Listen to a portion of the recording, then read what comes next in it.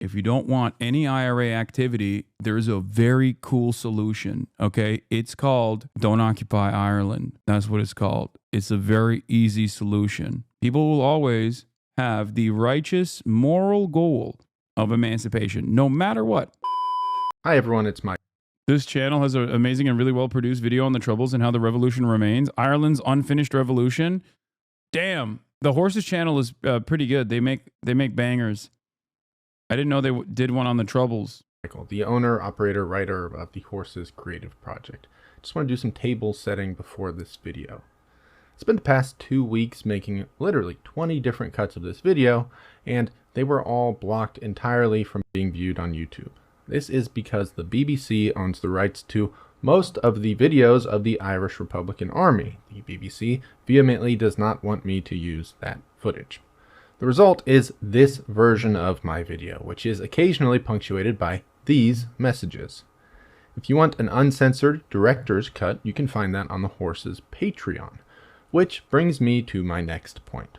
Moving forward, all Horses videos will be posted early, uncensored, and ad-free on Patreon before being put on YouTube. Patrons also get exclusive videos and a 20% off discount code for the Horses store. If you want to support my work, Patreon is a great way to do just that. Check it out at patreon.com/horsespt. Thank you. I hope you enjoy this video. When you think of the IRA, you likely imagine a wave of violence in 20th century Ireland. This is accurate in a sense, but it is a tiny snapshot of a much larger story. It is a story that spans 300 years. Even the popular term IRA is ambiguous to the point of near meaninglessness. There have been many different IRAs throughout this centuries-long conflict. Complex, polarizing, and intensely brutal, this is a story that will provoke very strong opinions. I think strong opinions are fine, but they should be informed. So without further ado, this is the story of the Irish Republican Army. In the early 17th century, the British colonized a region in the northern part of Ireland called Ulster. Catholic Irish tenants and landlords were dispossessed of their lands. These properties were handed over to colonizing Protestants under the direction of King James I. And so began the harsh division of Protestants and Catholics in Ireland. This fighting went on for almost 2 centuries. It was bloody and brutal. As things continued, the English emerged quite victorious in their oppression and exploitation of the Irish people. But then, in 1791, a man named Wolfe Tone arrived to the picture. Tone, along with a group of fellow Irishmen, believed that the country should put aside its religious differences and unite against its common enemy, the invading British forces. Tone published a pamphlet advocating for this idea, titled An Argument on Behalf of the Catholics in Ireland. This pamphlet was enormously successful, and after its circulation, societies of United Irishmen began to appear in Ireland's largest cities. These societies sought a complete reform of the legislature, wanting instead a new system of governance based on political and religious liberty. Within Tone's efforts, we have perhaps the genesis of the first IRA. In 1795, he and some of his fellow United Irishmen proudly declared that they would never stop until they had driven the English from Ireland, until Ireland was a free country. In 1798, Tone led a revolt against the English establishment, which ended in defeat and his own death. His revolt had failed, and with it, England sought to stamp out the Irish independence movement with finality. They did this with the Act of Union in 1800, which destroyed the Irish Parliament entirely. Ireland could no longer legislate for itself in any way. Irish trade and industry were discriminated against and stifled in the interests of the British. Ireland was given no platform for self-advocacy. They had no voice in the new Parliament. Land was given to disinterested or entirely absent English landlords. The Catholic birth rate meant that Ireland's population was booming, but unmaintained land holdings, a lack of education, and ongoing sabotage of the Irish economy by the British meant that Ireland simply could not sustain its population. The now famous famine struck, killing 1 million Irish people. Another million emigrated, mainly to America. Indeed, this Irish-American presence would later prove invaluable to the yet established IRA. Aside from... Yeah, if you want to know what real terror support looks like, there were literally American, Republican, right-wing, Irish politicians that were caught sending arms to the IRA. Okay? Just, you know, Yeah, I guess that was maybe they misunderstood that that the IRA was also Republican, but a different kind. Yeah, it's like the good version of sending money to Israel. Exactly. It's like the reverse. Disasters. The Act of Union created new social and political currents within Ireland.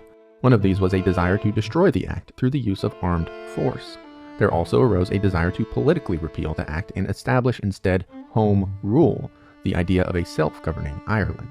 In a sort of dramatic but perhaps predictable irony, England's Act of Union had begun to sow the seeds of dissent. In opposition to Wolfe Tone's legacy, there arose a group of Protestant ruling class elites named the Orange Order. These people were monstrous. The order started shootings, riots, and looting in the name of maintaining English rule. In times of peace, the Orange Order prevented Catholics. Yep. IRA aid unit in the Bronx linked to flow of arms. Dublin. A major dispute over the scale of American fundraising for the Irish Republican Army has pitted officials in the United States, Britain, and Ireland against a Bronx-based relief organization for Roman Catholic women and children in Ulster. This video just moved past the famine without even addressing that it was a genocidal intentional starvation. Yeah, I think they definitely didn't go hard enough. Catholics from owning homes. They basically said that the British didn't care about the Irish, which is true, but... Or renting apartments. They advocated for anti-Catholic discrimination when it came to employment. They circulated anti-Catholic propaganda. This was not entirely out of a specific hatred for the Catholics. Rather, the order wanted to keep Protestant and Catholic working classes divided violently so that they could never unite and overthrow the British government. Indeed, the order and its affiliates maneuvered politically to stamp out even the slightest whisper of home rule within Parliament. There is truly a saga of information and events we could discuss here, but still we have not even arrived at the formation of the Irish Republican Army, and that is the topic of this video. So we will accelerate our narrative, keeping in mind that despite the order's best efforts, a desire for home rule was rising.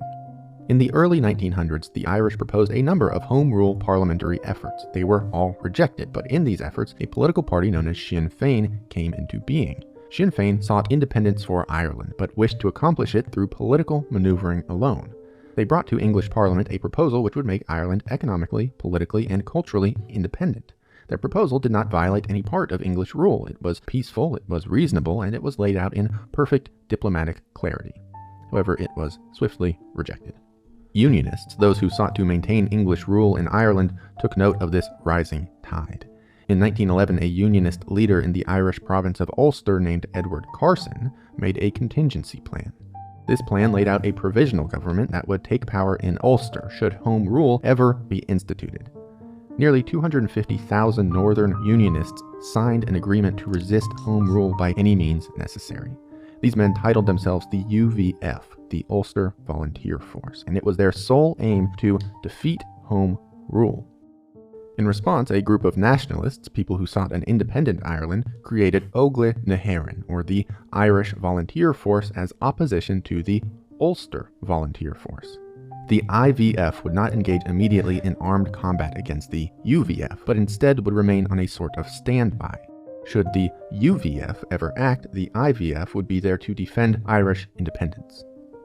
But then World War I started, and in 1914, Parliament demanded that the nationalist IVF fight on England's side in the conflict. Many members obliged, but some 11,000 did not. They reasonably saw themselves as existing to defend and fight for Ireland, not England. It had become increasingly clear that Britain would ignore political maneuvering for home rule, but the new existence of the Unionist Ulster Volunteer Force now indicated that they were ready to defeat home rule with violence. On top, England drew from many of its forces. Some of them learned a valuable lesson on the beaches of Gallipoli in World War I. A sad lesson, of course, that is still to this day talked about, which is weirdly enough not as negatively remembered as the British Empire forcing Anzac forces to go and die for no reason on the beaches of Gallipoli as they invaded a foreign empire at the time, or a foreign nation. And yet, you know, It should be the case. They should be very mad at the British for pushing them to do that. Gallipoli is a never again attitude from Australians who were forced by the British? Yes, but that's what I thought too. That's how it's taught in Turkey too. And that's the general attitude of a lot of the Australians and New Zealanders that come to Turkey to visit Gallipoli, who have like a relatively positive opinion of Turkish people and also simultaneously think that it was like the fault of the British. But they also, from what I understand, it's broadly the opposite, where they think like, no, those were brave veteran heroes and we're not mad at the English, you know? On top of this, the Crown now demanded that Irish nationalists fight for England. This was simply unthinkable. So, fed up with the continued failure of peaceful action, the nationalist IVF planned an armed uprising to occur on Easter Monday, 1916. On that day, an assembly of Irish nationalists moved into Dublin. They occupied the General Post Office and other important government buildings. These men demanded a free Ireland, proclaiming essentially...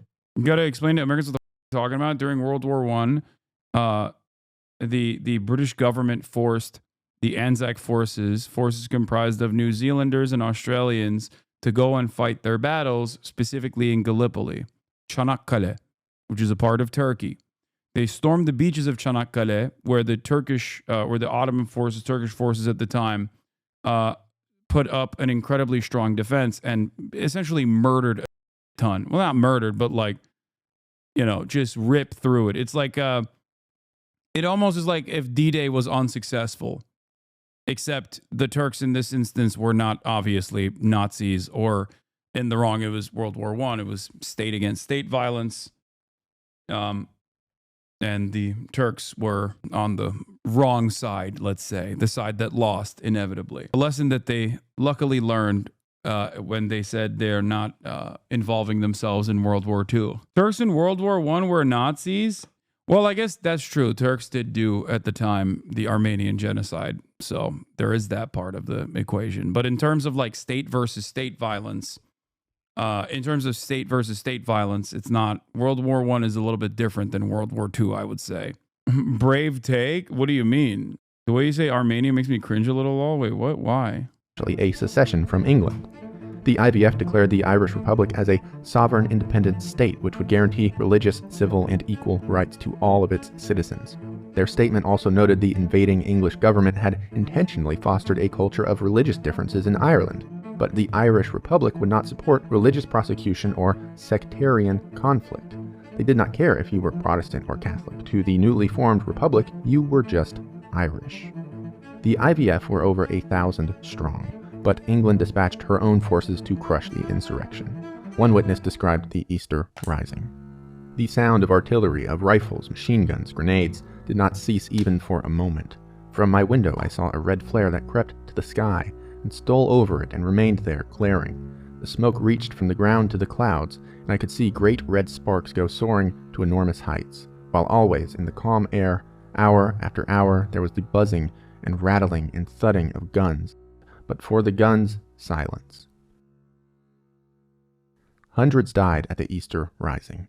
The British quite effectively squashed the rebellion. But the event changed Ireland forever. It is impossible to overstate the significance of the Easter Rising within Irish and IRA history. The Rising created a firm, indelible stamp of Irish republicanism. 7 men had signed the IVF Declaration of Independence. England executed them without mercy. In one instance, they strapped a disabled man, unable to stand, into a chair so that he could be shot in the head. Each day, the British carried out a couple of executions, and news traveled around the country. There had always been a widespread but tepid disdain for the British. The excitement of the Easter Rising had galvanized and even transmuted this sentiment into something profoundly more aggressive. Thousands of young men across the nation were suddenly awakened to the Irish Republican cause. The Rising and all the Irish infighting had been about Britain's occupation, but also about how to solve the issue. Some people believed in political action, while others wanted to be more forceful. The violence of the Easter Rising and resulting executions destroyed almost any interest in parliamentary political reform. The peaceful approach had been wholly ineffective and was now, in the wake of those events, inappropriate. After the rebellion, everyone seemed to agree. Aggressive, violent action was the only way forward. The Irish Revolution had begun. Membership in Irish Republican groups now meant extremely violent anti-British activity in preparation for an upcoming war. Nationalists tried to obtain arms by raiding civilians as well as English armories.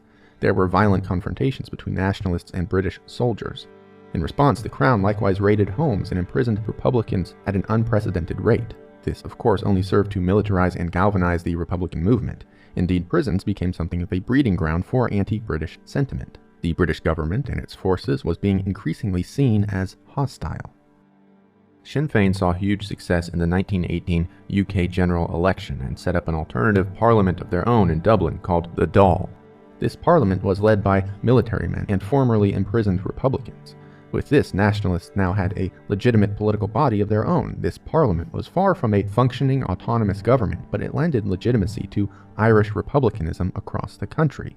Its forming was essentially a sort of propaganda. In the years that followed, the paramilitary wing of this parliament were known as volunteers. Violence continued to escalate, and the volunteers became a larger, more necessary part of the Republican movement.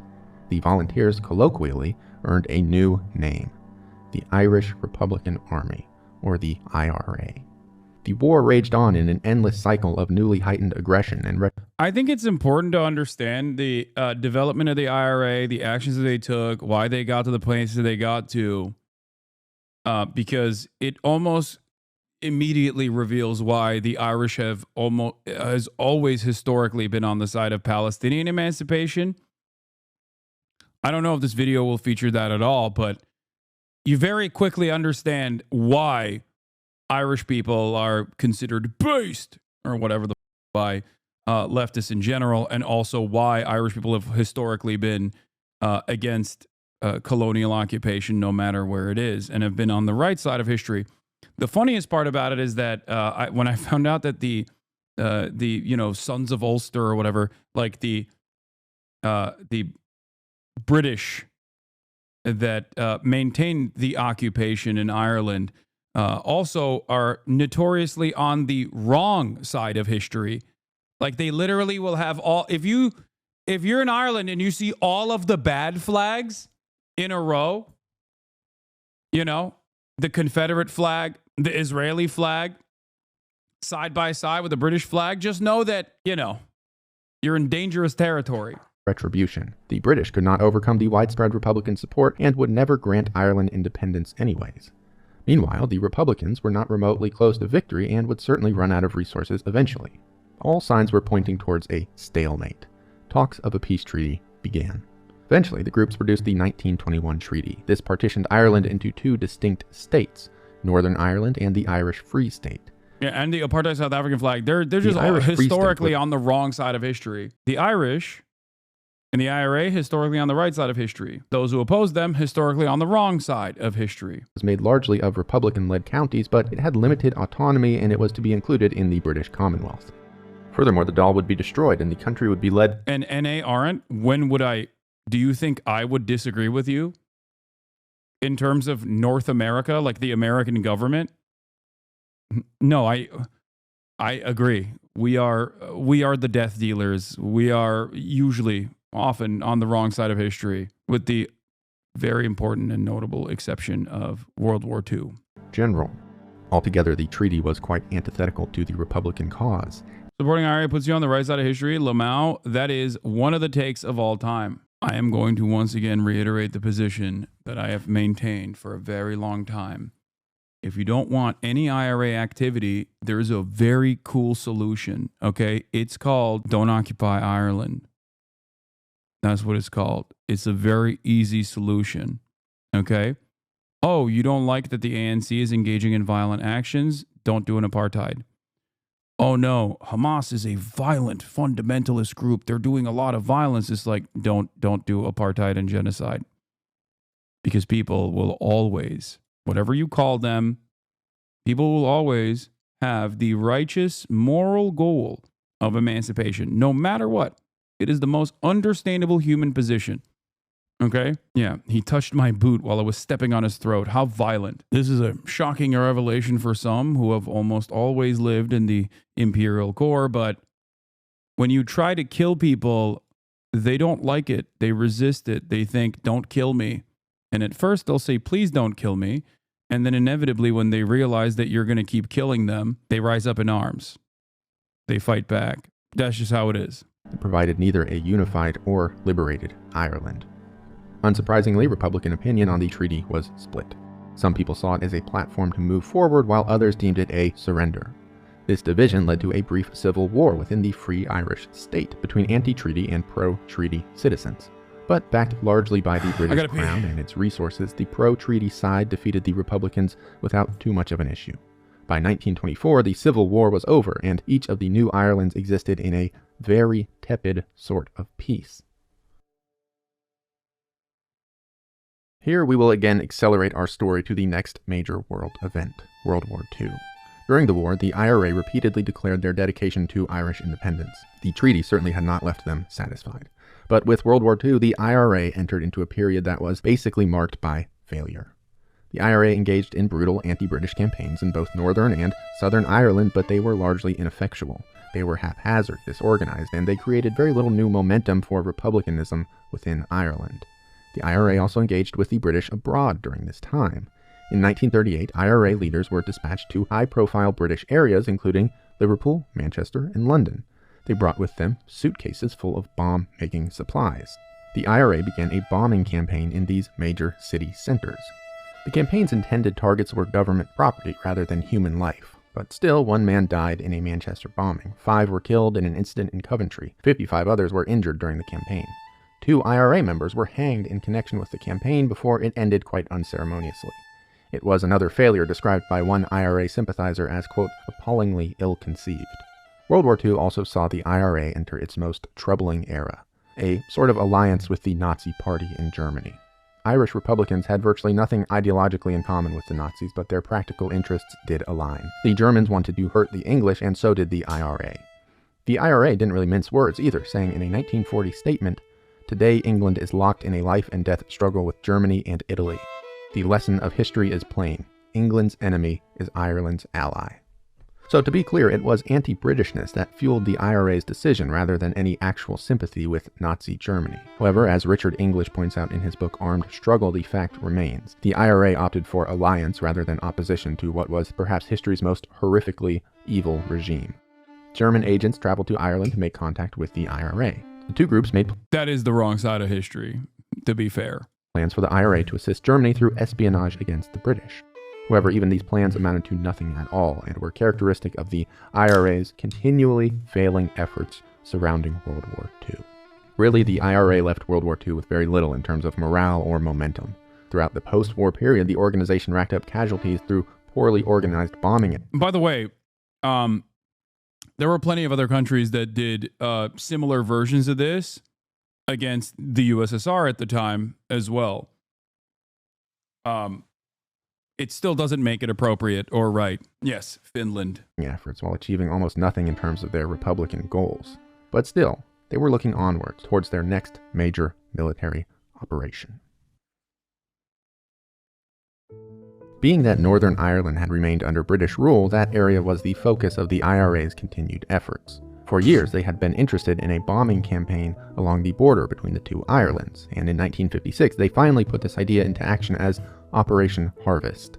The IRA would attack military installations, communications bases, and government property along the border with the goal of paralyzing Northern Ireland. 4 groups of IRA men were set up to attack northern border areas, while 20 organizers were dispatched to train more volunteers. In December of 1956, the IRA detonated a bomb in Derry, which destroyed the town's BBC transmitter. Immediately thereafter, the IRA raided a British Army barracks, though this was quite unsuccessful. In response to these incidents, Northern Ireland's Prime Minister introduced internment, the process of jailing Republicans without trial. Conditions in the jails likewise were troubling. According to one prisoner, IRA members were kept in solitary confinement for 15 hours through the week and 20 hours on Sundays. In response to internment, IRA attacks spread. In that same month, 4 bombs exploded outside of a police station. 2 weeks later, the IRA attacked another police station in the same county. The following year, bombs exploded at a police sergeant's house, severing both of his legs and eventually killing him. But still, the IRA's efforts were disorganized and ineffective. The result was bloodshed rather than political change. The violence did little to rally IRA sympathizers to the cause. Meanwhile, there just wasn't widespread support or sympathy for the IRA in Northern Ireland. In 1962, the IRA halted their border campaign, citing negative public sentiment in the North. Like most of their efforts surrounding World War II, this campaign had failed. Indeed, this failure all but ruined the IRA. They had, during the campaign, killed a number of their own soldiers. Public perception was dismal. At best, the IRA was now a tired, weak organization. At worst, it was just irrelevant. But soon, social change would come to Ireland, and the IRA would rise like never before. With the IRA in a woeful state, a change of leadership was in order. So a man named Cathal Golding was assigned as its new chief of staff. Golding was a near-iconic figure. He was attractive, charming, and eccentric. The radical ideas he held were packaged up in a rather enjoyable aesthetic experience. Golding brought with him a significant ideological shift. For one thing, while he did endorse violence when necessary, Golding did not see violence as the Route 1 path to achieving the IRA's goals. Rather, he wished to embark on a more political quest. Cathal was a pretty hardline Marxist. His understanding of the Irish Republican movement was class-based, saying, "The class that always plays the leading role in any national liberation struggle is the working class, the people of no property, the landless people, the industrial workers in the city, and the very small peasant farmer. These are the people who have traditionally supported the national liberation movements in Ireland all through the centuries. Rich people were never interested in national liberation. They are already liberated." These were not new ideas to the IRA, who had traditionally been vaguely socialist in nature. Cathal was continuously unapologetic about his leftist sensibilities as he pushed the organization further in this direction. We have been accused of Beginning to feel like these guys are some real radical terrorists. I thought they were just like liberal, I'm pro-Democratic Party kind of guys. What's happening here?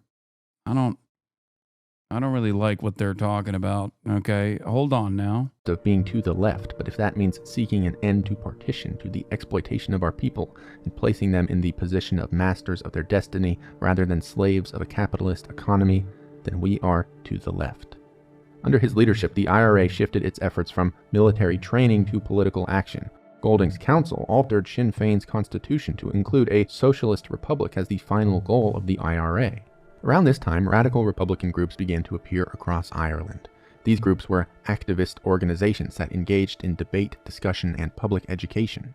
Called the Wolf Tone Societies, they built on past socialist sympathies within the IRA to move the organization forward into a new era.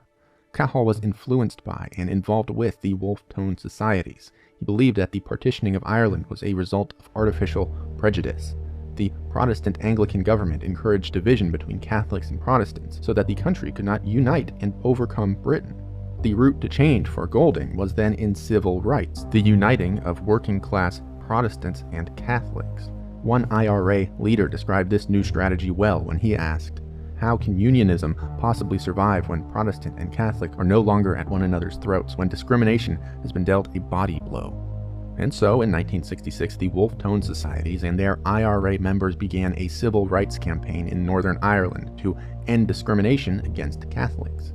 These societies believed they could unify the working classes of Protestants and Catholics. The campaign spread quickly, and there emerged a genuine civil rights movement, one far beyond anything the IRA was controlling or leading. Unfortunately, this movement did not cause unification, quite the opposite. Catholics had been experiencing discrimination for centuries, so the demand for equality mostly came as a demand for Protestants to change their ways rather than one of national unity or mutual action.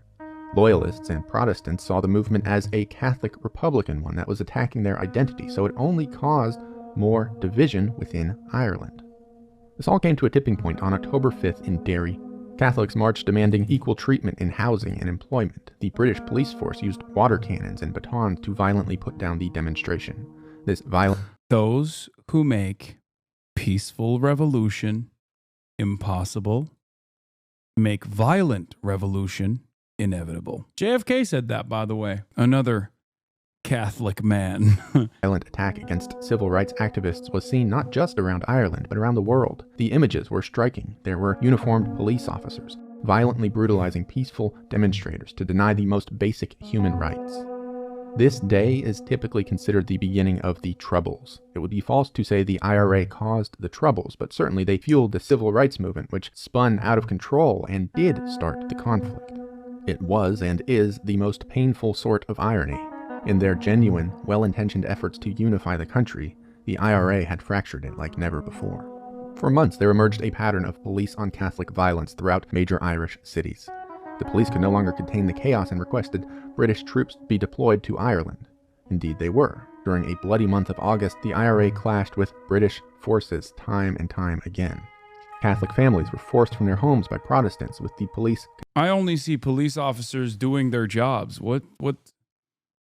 I don't understand. I only see police officers just bravely doing their jobs against horrible odds here.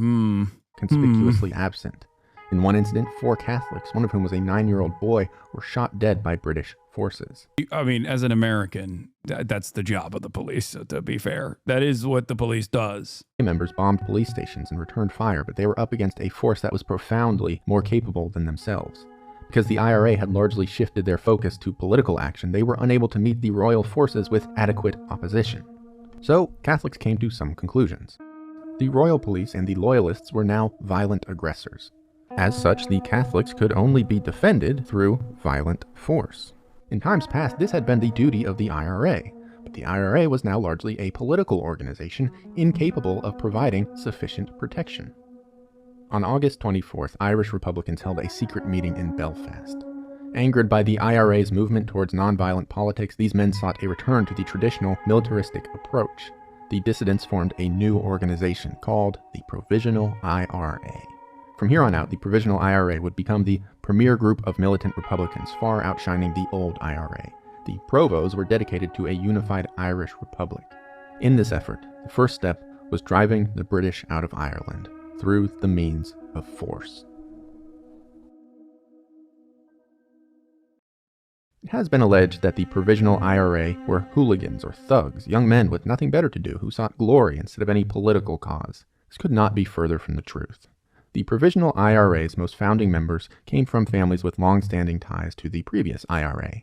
They were Catholic young men, typically from working-class backgrounds including builders, farmers, clerks, and industrial apprentices. Certainly these men were not prosperous titans, but they were not despondent. Most IRA members had solid, reliable jobs. They were productive members of society. Authorities have often attempted to paint the IRA as criminals, but records and independent studies indicate Provos had no particular inclination towards crime. Certainly many had been to jail, but there was no omnipresent lineage of career criminality. Instead, what they had in common was first-hand experience with either repression or outright violence committed by British loyalists. Indeed, IRA recruitment consistently rose with significant political events. The story of the Provisional IRA is not one of crime, but of political struggle. The IRA were not profiteers. The material rewards that membership produced, even to its highest-ranking officials, were meager at the very best. Accounts have shown that IRA members who attempted to enrich themselves from the conflict were exiled. Furthermore, the Provisional IRA famously did not do drugs, here referring to trafficking or distribution as a means of income. Lastly, there has been no evidence of widespread mental abnormality in the Provisional IRA. Despite regular attempts to paint members as crazed fanatics, this simply is not the case. In a formal study of political and non-political murderers within Northern Ireland, the conclusion was that political murderers, IRA members, were more psychologically stable than their counterparts. By all accounts, IRA members were remarkably normal. Certainly the Provisional IRA was not an organization of saints, but they were broadly regular people, not thugs, mafiosos, or glory hunters. It's important to recognize this reality so as not to erroneously diminish or assign their struggle with ulterior motives. The vast majority of the IRA were simply true believers motivated by a genuine political struggle. And so we get to the philosophy of the IRA. The reason for the old IRA's being was to ensure that nationalists in Ireland would never be left defenseless. The new Provisional IRA likewise saw themselves as defenders, entirely necessary due to the presence of an invading force. In this pursuit, they would use violence as required to protect the Catholic population. The Provos also had a spiritual power. There was a culture of hopelessness amongst Catholics at the time, and this new IRA now provided a prideful resistance. They represented a real opportunity for Catholics to defend themselves. Perhaps even more accurately, the Provos symbolized retaliation. They would hit anyone who hit them. That was a core tenet of Provisional IRA philosophy. This included the British Army, but also the Irish police or individual Protestants. The provosts on paper did not believe in sectarian conflict. They didn't care if you were Catholic or Protestant. But in practice, this conflict became a necessary duty. One IRA leader said in 1971, "We will attack Protestants only if they attacked Catholics, and we would do this simply because the Catholics would have no one else to defend them." Also core to the Provisional IRA was an idea of anti-imperialism. Britain had colonized Ireland and denied the country its most basic right to self-governance. This was foundationally, ethically wrong, and it was on this idea that the old IRA had been built. History had suggested that anti-colonialism was generally the correct viewpoint. The Provisional IRA saw themselves as inheriting that historical reality.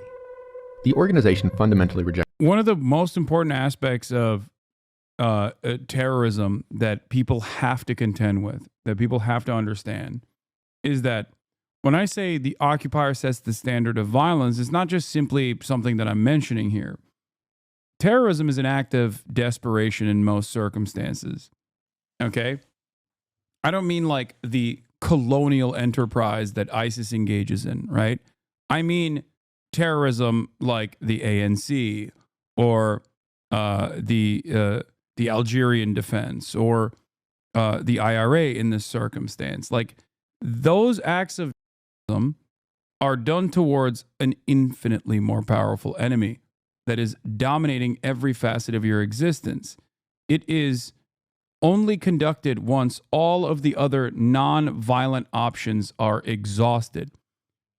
People turn around and claim, like, why didn't they peacefully protest or whatever? But the reality of the matter is that peaceful protest has effectively been neutered, rendered useless. Okay? Nobody wants to take up arms against others. I mean, it's uncomfortable, it's violent, it sucks. Your standard of living has to get to such a horrible position for you to basically engage in this kind of violence. Yes, the French resistance during World War II was terrorism. Exactly. Who the wants to forfeit their life? Who wants to go out and not live comfortably? You know what I mean? Everyone wants to live comfortably. You only are pushed to that point. Rejected conventional political maneuvering. Instead, they were a militant force. This had practical, strategic implications. Through violence, the Provisional IRA would make it more costly for Britain to remain in Ireland than to let the country be free. This was basically the core around which their entire strategy existed. With that said, the provosts were not entirely apolitical. In 1971, the Provisional IRA released a plan for Ireland that demanded not only British withdrawal, but a fundamental restructuring of Ireland's political institutions. They also released proposals for a more immediate, actionable withdrawal of British troops based on a number of provost stipulations. The Provisionals also committed themselves to an Irish socialist republic with democracy at its heart. They were broadly anti-capitalist, believing that capitalist economies created inequality. Although hard leftists, the provosts distanced themselves from communist organizations. They noted that the Soviet system had resulted in a denial of freedoms and basic human rights. The Provisionals were a largely Catholic organization, and so many of its members held quite conservative political beliefs. These were often at odds with the group's stated leftist sensibilities. The result was a sort of unhappy, inconvenient coexistence of these two ideologies, which occasionally reared its head. In one instance, a Catholic conservative IRA member refused to supply contraceptives to the organization despite the IRA's insistence that they could be used in bomb making.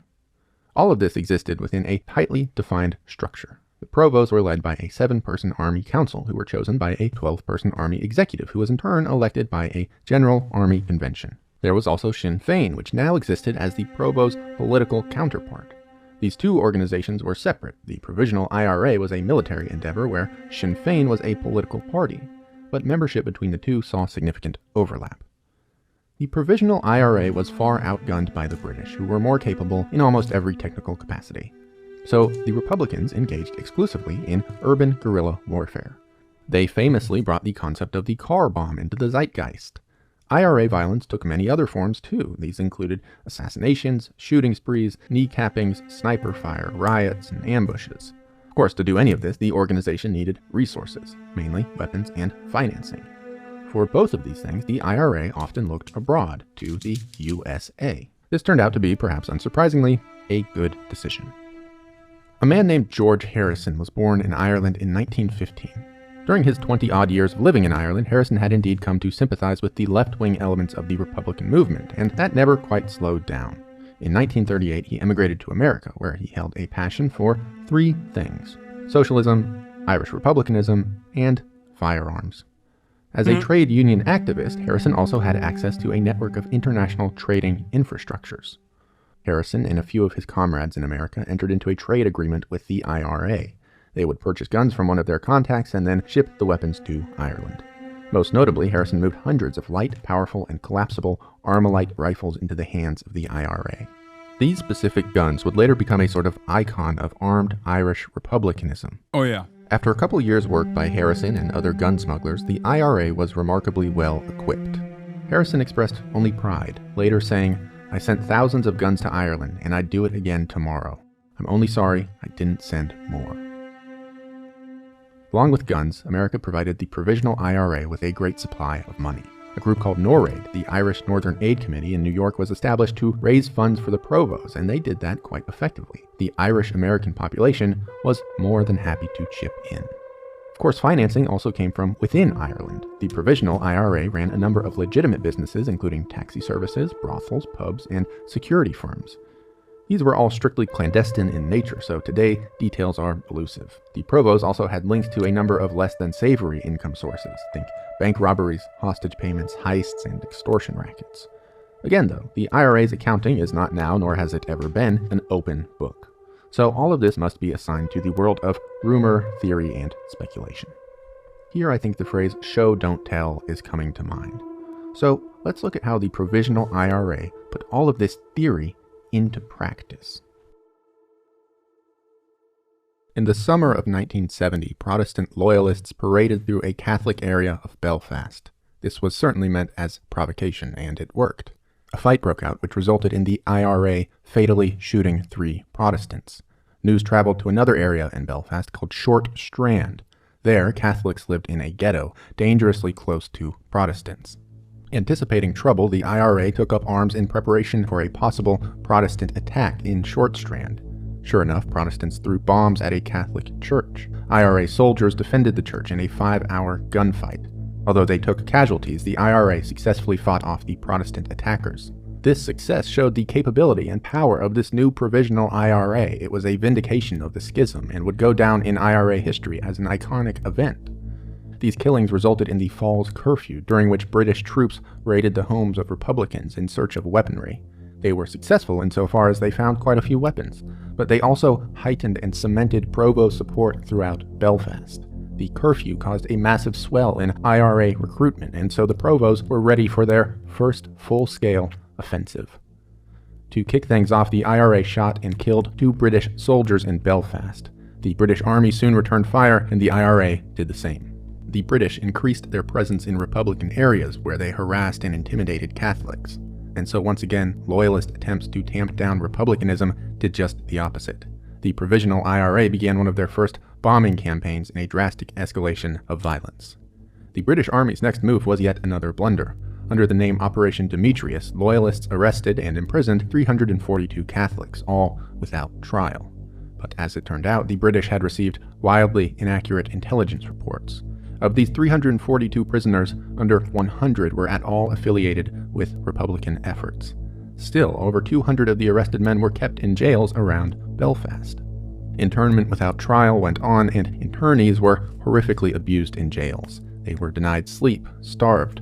Does that remind you of anything? Like in modern society? Dehydrated and tortured. This whole issue was well publicized in Catholic circles, and once again the British had strengthened resistance to their own presence.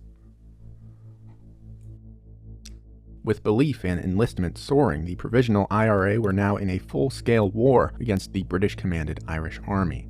In 1971, the Army killed 9 IRA members and 33 civilians. The IRA, meanwhile, killed 56 members of the opposition. The chaos was indeed what the Provos wanted. Remember, it was their aim to create an Ireland that was unsustainable for British rule. In 1972, the IRA was feeling immensely confident. They even proclaimed that England was on her knees and that victory would come soon. Of course, this did not happen. Quite the opposite. One of the Trouble's deadliest days was just ahead. The Northern Ireland Civil Rights Association organized a march against internment in Derry. Parades, processions, and marches had been banned for some time, but the association defiantly went on. Northern police set up barricades so that marchers could not go into the city center. Soldiers from the notoriously brutal Parachute Regiment attended, armed and quite ready for conflict. Derry was a hotbed for fighting, which had recently resulted in the death of several British soldiers. But even within the British Army itself, the Parachute Regiment was considered thuggish and reckless. They were basically attack dogs. Their presence at the march was controversial, with some army leaders confused why such an aggressive unit had been deployed. Marchers bypassed the barricades and proceeded to throw stones at the British soldiers. In response, the Parachute Regiment used water cannons and tear gas in an attempt to contain the crowd. A riot broke out, and the parachutes unloaded their rifles into the crowd. Some protesters were shot while fleeing, others while helping the injured. The parachutes killed 14 people that day, all unarmed civilians. The day would go down in history as Bloody Sunday. It was a defining day in the Troubles. This was a watershed moment for the Provisional IRA and for Republican efforts at large. The city reeled with anger. Bloody Sunday also attracted international attention. The IRA received global support for its militant republicanism, and internally, the organization abandoned entirely the idea of peaceful change. That summer, the IRA's violence reached its ascendancy. Car bombs were rampant around Belfast and Derry. Hundreds died throughout the country. The IRA likewise planted car bombs throughout London, ultimately killing one person and injuring 243 others. Even jails were chaotic. In 1973, leading provos escaped from a Dublin prison via helicopter. The fighting roared on throughout the decade. In May of 1974, loyalists, allegedly assisted by British police, detonated bombs throughout Dublin. The British Army fatally shot a mentally disabled Catholic man for seemingly no reason. The IRA detonated 2 bombs without warning in crowded English pubs. Not long after, they repeated the attack in Birmingham, blowing up 2 more pubs within moments of each other. Upon arriving to the scene, an ambulance worker later remarked that it was, quote, like a slaughterhouse. The years that followed saw massacre after massacre, retaliation after retaliation. Although optimistic, the IRA came to a stark realization. In the late 1970s, the IRA explicitly set out for a so-called long war. Their fight would not be over in weeks or months. I think considering that all of this happened and not that long ago, and then you look back, or you look at the situation now between England and Ireland, you understand why I say that a peaceful and political solution through diplomacy is always possible. And not only that, but also on top of that, is inevitable throughout history. The only thing that you dictate in this process is how much more unnecessary death and destruction has to take place. Do you understand? It's that simple. Think of how horrific and bloody an affair this was, the Troubles. And it wasn't that long ago, and now, I don't know, man, that seems a bit reductive. That's ridiculous. I'm simply stating this for all of the people that claim that there is no such there is no peaceful outcome in Gaza that is possible. Months, but perhaps years or even decades. To accommodate this reality, the Provos reorganized. In their new structure, leadership would be transferred to Northern comrades. This was sensible enough. The North was the hotbed for the conflict. The IRA also began focusing on specialization, wherein individuals would be dedicated as snipers, bombers, or spies and have no knowledge of any other IRA movement. This would ensure increased security around critical intelligence. The Provos also published the Green Book. This manual contained the aims and objectives of the IRA. Within its pages, the Green Book affirms the IRA as a continuation of the 1916 Republican Parliament, and so it framed the movement as not something fleeting, but something with a storied past and a long-term presence within Ireland. During the late 70s, the Provos also became significantly more ambitious with their targets. They attempted to assassinate Queen Elizabeth II with a bomb when she visited Ireland. The IRA assassinated the You're undermining resistance. There is a peaceful outcome, but the resistance to oppression is necessary. When have I ever undermined the resistance? I'm literally watching a pro-IRA video after spending the past 2 hours talking about how the designation of terrorism is ridiculous and oftentimes applied falsely to present those who have a moral cause, a cause that is just, whether it be Palestinian emancipation or Irish unification, against horrendous amounts of violence that the colonial subjects are put through. There's never been a moment where I've said that that is not a necessity. I'm simply stating the reality that the colonial entity in this process is what dictates the terms of the violence or whether or not violence will be an inevitability. You claim there will be peace, but demanding immediate peace, a dog whistle to end resistance, is used consistently to do so. Dude, are you on talking about virtually everyone on this goddamn website? When you move like 3 steps away from this community, call me a radical Islamist fundamentalist terrorist, and you're over here being like, you're not sufficiently pro-Palestine. Shut the up, woke of the day. Part of the reason why we're talking about this is literally because I am unconditionally pro-Palestine. Asking for peace is a colonialist dog whistle. Yeah, dude. That's what I'm doing. I'm doing colonialist dog whistles. Yeah. Remember when I was like saying stuff like, if Hamas let down their arms, then everyone could be free. Remember when I said that? If the IRA let down its arms, then everyone could be free, is what I'm saying. That's my take. I hope that's your primary takeaway from my commentary over this video. Manager of a DuPont chemical factory, saying British industrialists were legitimate targets because they exploited the Irish working class. Another Republican group, the INLA, killed British Conservative Party leader Ari Neave in a car bombing. It was an impressive get, but the IRA trumped it in the following year. Louis Mountbatten was a high-ranking British statesman, viceroy, and he was the cousin of the Queen herself. The IRA planted a bomb on his boat, killing him along with 3 others. That same day, IRA bombs also killed 18 British soldiers. The fact remained, though, the IRA was not anywhere near victory, so republicanism in Ireland began to examine once again political maneuvering. The IRA's stance had always been quite clear. They were a military organization that would not engage with or recognize any political body other than one of a united Ireland. However, the IRA also recognized that the electoral process could work alongside its armed struggle. Political action did not need to replace militarism. So the IRA began to espouse a combination of these things. It would be a ballot paper in one hand and an Armalite in the other, as one prominent IRA leader said. And yet another war was beginning on an entirely new front: the prisons. Imprisonment had become part of the IRA experience. Jails were full of Republicans, but up until this point, they were considered political prisoners. They were soldiers within a legitimate political struggle. By definition, these people were not criminals.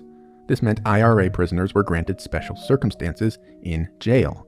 They were allowed extra visits, regular food packages, and the right to wear their own clothes rather than prison uniforms. But the English thought this legitimized the IRA struggle. By holding IRA members as political prisoners, Republicans were seen as fighting for their freedom against an occupying force.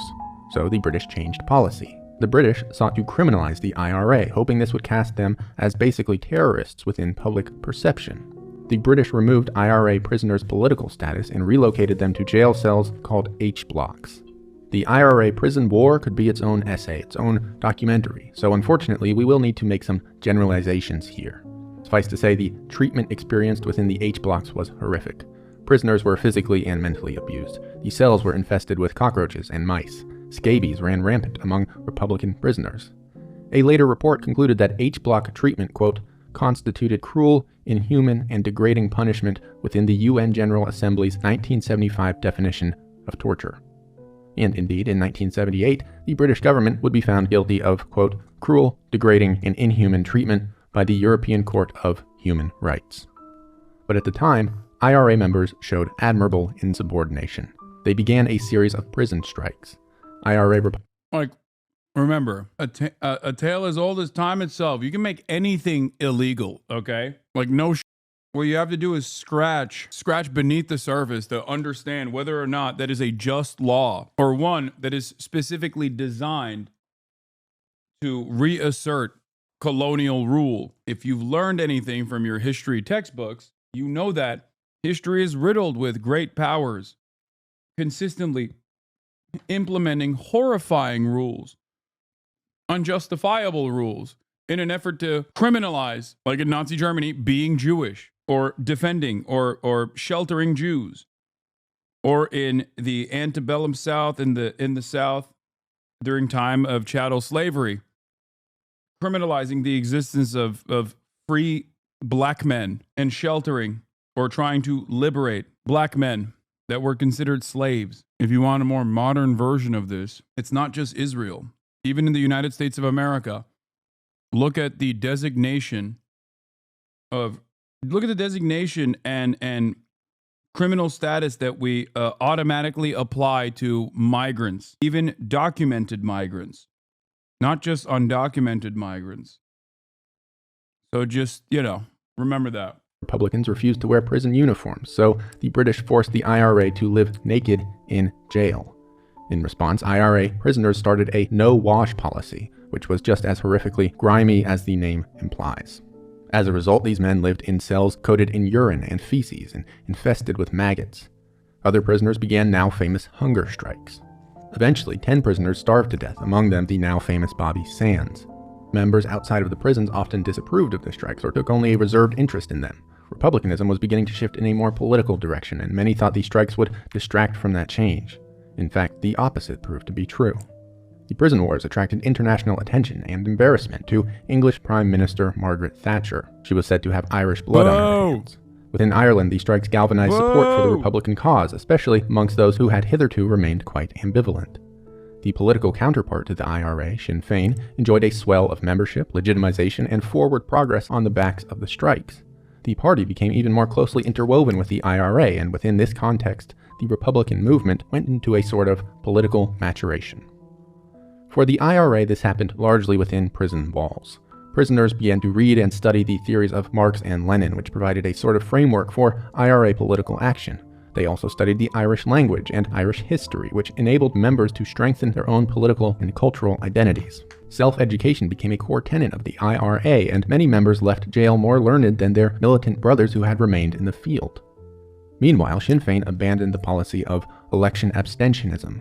They then had modest success in elections and earned a small foothold in the formal governments of both Northern and Southern Ireland. However, this did not mean that violence was off the table. W reading. Around this time, one notable IRA leader said, if Sinn Féin were to win every election it contested, it would still not get an agreement on British withdrawal.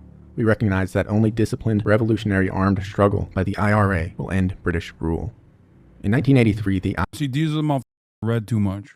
Okay? I mean, they weren't wrong, but IRA shot and killed a unionist lecturer at Queen's University in Belfast. The next year, they attacked a Conservative Party conference in Brighton. Prime Minister Margaret Thatcher, who was present at the conference, was the primary target. The IRA planted a Semtex bomb at the... Remember, we went to the site of the bombing when I was in Brighton? Both a beautiful sight to behold, but also a unfortunate tragedy that they missed. The conference hotel set to explode during the event. The bomb detonated and killed 5 conference members, but Thatcher escaped alive. In fact, the IRA only expanded its bombing targets during this time. In an announcement, the group declared that any contractors, builders, or buildings associated with the Royal Police Force were now legitimate targets. The killing raged on, taking the lives of not only Unionists, but IRA members themselves. The IRA mistakenly killed a number of Protestant civilians, though this proved to be a disastrous misstep. It heightened tensions and did very little to help the Republican cause amongst Protestant Irish. Increasingly, there was a feeling that the IRA was targeting Protestants, whether they were Unionists or not. Repeated accidental civilian death ensured that, for all practical purposes, no one was safe. Combine this with a decreasing efficacy of IRA violence, and the tide was turning against militant republicanism in the late 80s. The use of force seemed unable to produce a unified Ireland, so the Republican movement continued to take a more political shape. After the Conservative MP Ian Gow was killed by the IRA in 1990, the Loyalist side was also losing their faith in their ability to secure military victory, and so the British government sent a representative to meet with Sinn Féin in an effort to begin peace talks. This was not anything entirely new, but the amount of violence was now appearing untenable to both sides of the conflict. The result was a Christmas ceasefire at the end of 1990. The IRA halted violent action, but still left it as an option. Sinn Féin President Gerry Adams said, "When you have an occupation force, Sinn Féin believes people have the right to engage in armed resistance." Around this stage, I was in a car that was hit with a firebomb. That's crazy. You want to see this, but Gerry Adams was the man behind the curtain calling for the hunger strikes to continue, knowing people would die, but he denies all association. This denial essentially ate other IRA members alive and drove them insane in anonymity after the troubles. That is our political opinion. So this ceasefire was delicate, if nothing else. But in 1991, Adams furthered peace talks, expressing that he was open to a political solution. "We believe that peace can be achieved. We are prepared to take political risks. We are prepared to give and take. We are committed to establishing a peace process." These talks dragged on for years, but it became clear that the British government had perhaps dastardly intentions. As a condition for further dialogue, the British demanded a surrender from the IRA. This incredible demand destroyed all progress. And so the early 90s saw more violence from the IRA as they continued to bomb and assassinate key targets. Despite this, Sinn Féin was still engaging in a long, arduous political strategy. And in 1994, the IRA released a statement that shocked the world. Recognizing the potential of the current situation and in order to enhance the democratic peace process and underline our definitive commitment to its success, the leadership of Ogla Naharan have decided that as of midnight, Wednesday, 31st August, there will be a complete cessation of military operations. All our units have been instructed accordingly. This was an historic moment. In September of that same year, the UK lifted its ban on Sinn Féin broadcasting, which had so far stifled the spread of pro-Vo messaging. In October, the Loyalist military announced they too would halt combat operations within Ireland. But why? Why the sudden shift for peace among Republicans and British alike? In his book Armed Struggle, author Richard English provides significant insight. While the increasing violence certainly played a role, the world was changing dramatically in the early 90s. The IRA had always been a hardline leftist organization, but when the Soviet Union... Do you still think the British are bad? I love this community. Immediately. Yes, they're doing targeting missions for Israel over Gaza. They're just as responsible for the genocide as America is. Okay, you're hyping up the British involvement a little bit too much. You're right that they are responsible. And someone should ask why there are so many British surveillance flights from Cyprus over the Gaza coastline. I wonder why that's happening, or why Keir Starmer went there. Weird. Just a weird thing that these European leaders are doing, even though they technically, too, are supposed to be under the ICC jurisdiction. Kid starver, seeing children not being starved or being starved, wanted to surveil it up close and personally. Anyway, the answer is yes. The British are still bad, just like America is, okay? The UK at this point is just basically broke boy America. They're still up to no good. They're still trying to do their own, luckily limited by their, current conditions, I guess, but still trying to make the most. Such a sad state of affairs overall, man. What's happening around the globe? There are wonderful, revolutionary people in all of these countries that I talk about, even Israel, okay? And the unfortunate reality is that these movements are so utterly stunted. Collapsed. The international attitudes towards these politics changed. Left-leaning IRA members and Irish citizens both regarded socialism quite differently after the Soviet failure. Across the whole world, the collapse of communism had dealt quite a blow to anti-capitalist sentiment. As the Cold War ended, this also provided a way forward for the IRA. The UK was an ally with the US during this period, so America had stayed firmly out of Irish issues. Although historically uncharacteristic, American involvement was now opening the doors to peace. Bill Clinton was recently elected president, and he became quite instrumental in moving forward Irish peace efforts. He was sympathetic to Republican causes and helped. It is kind of crazy. Like, the American Irish almost single-handedly caused America not to get involved in this. Because I feel like if they were to be involved initially, it would have been entirely on the British side. And the American involvement quite literally undermined. The American involvement almost across the board undermined the British position. Whether it be fundraising or laundering guns, like trafficking weapons into Ireland. But make no mistake, America's lack of official involvement in this process was a good thing. It's kind of wild. Held a cache of global power that had always been absent from the movement. Free from the Cold War, Clinton could act for Ireland in ways that the British would not have appreciated. And he did just that. Clinton opened his doors to militant Republicans, even granting visas to prominent members of the movement. This put international light on the Irish struggle, breaking down barriers between the conflict and the influential Western world. The Irish had been strategically cut off and ghettoized by the British. In opening discussions with the Republicans, Clinton created a sort of counterbalance to the heavy thumb of the British government. The Republicans essentially had America on their side now, more or less mediating the conflict.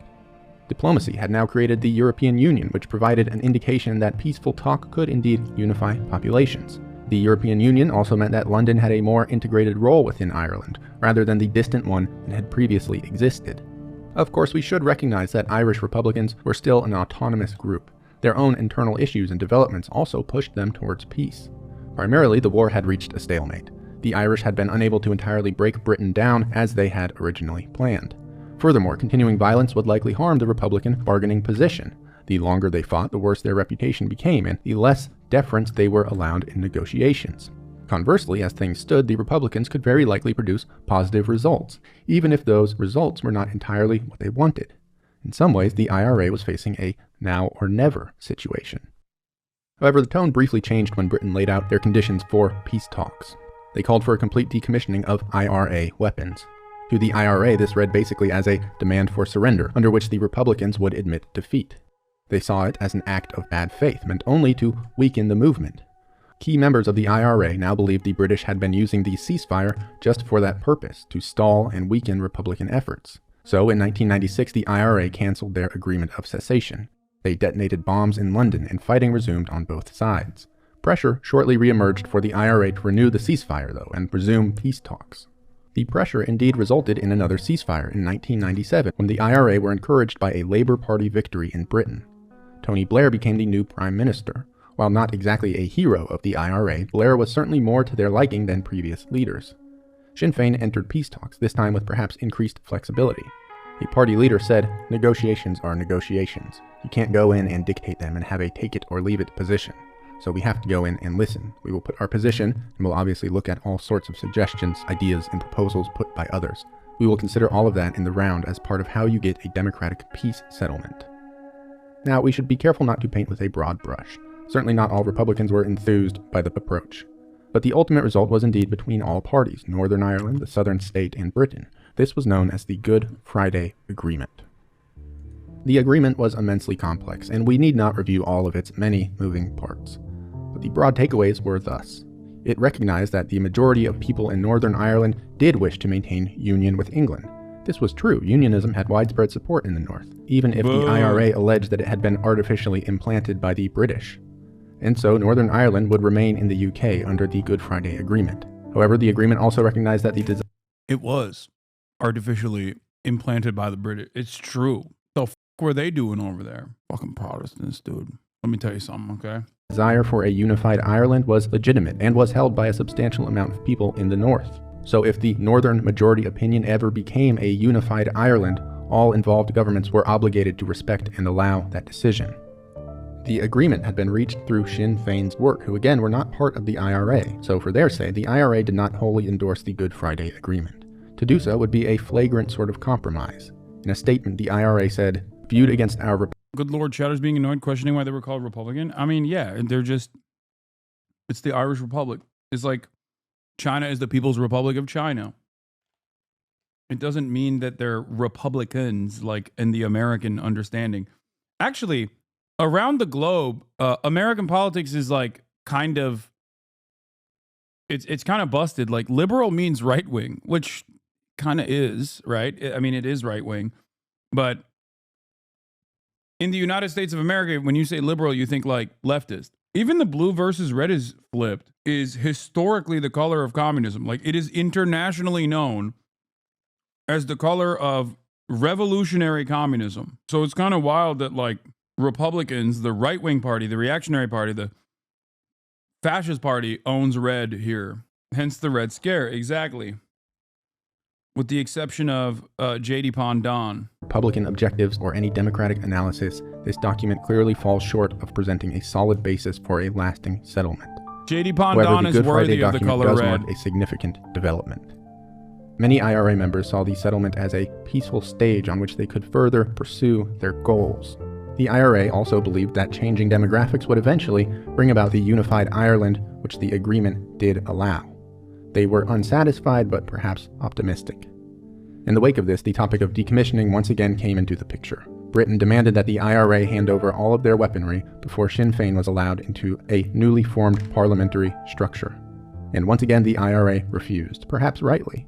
Nowhere in the Good Friday Agreement had this provision been outlined, but rather it was yet another demand on top of an already unsatisfactory resolution. To hand over their weapons would also suggest an admittance of defeat, a surrender.